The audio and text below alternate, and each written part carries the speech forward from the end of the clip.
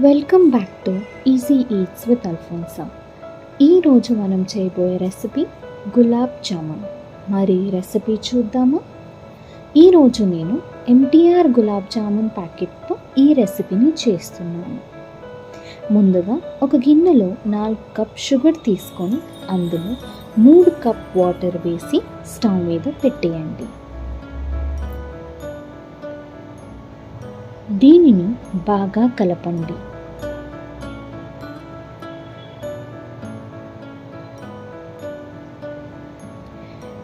వీడియోలో చూపించినట్టు sugar సిరప్ని test చేయండి.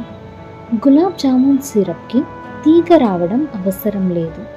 మీ 2 వేళ్లలో షుగర్ సిరప్ అనేది ప్రెస్ చేస్తుంటే అంటుకునేలాగా ఉంటే మీ షుగర్ సిరప్ రెడీ అయిపోయినట్టే.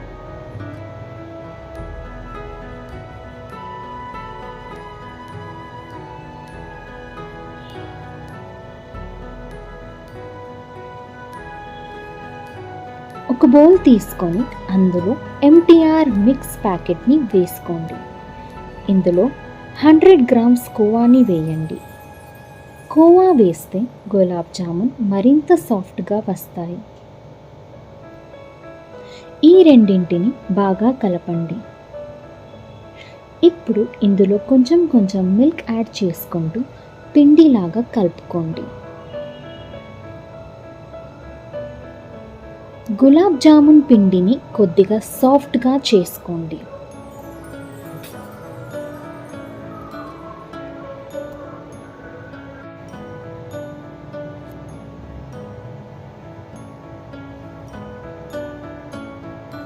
దీనిని ఒక 15 నిమిషాల పాటు పక్కన పెట్టేయండి.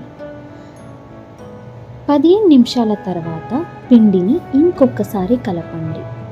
వీడియోలో చూపించినట్టు గులాబ్ జామున్ బాల్స్ని రెడీ చేసుకోండి.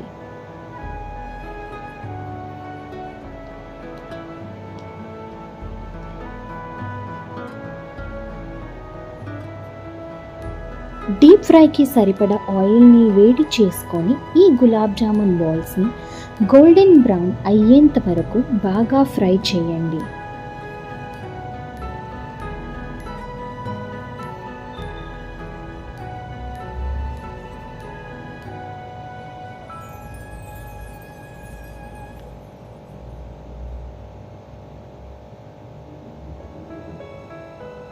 ఫ్రై అయ్యాక వీటిని వెంటనే షుగర్ సిరప్లో వేసేయండి.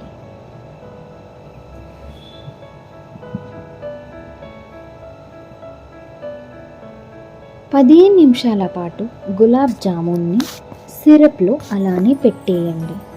షుగర్ సిరప్ని గులాబ్ జామున్ బాగా సోక్ చేసుకుంటుంది.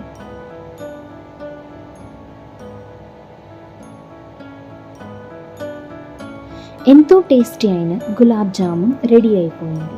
ఈ రెసిపీని తప్పకుండా ట్రై చేయండి. ఈ రెసిపీ నచ్చినట్టయితే తప్పకుండా like, share, comment and subscribe చేసుకోండి.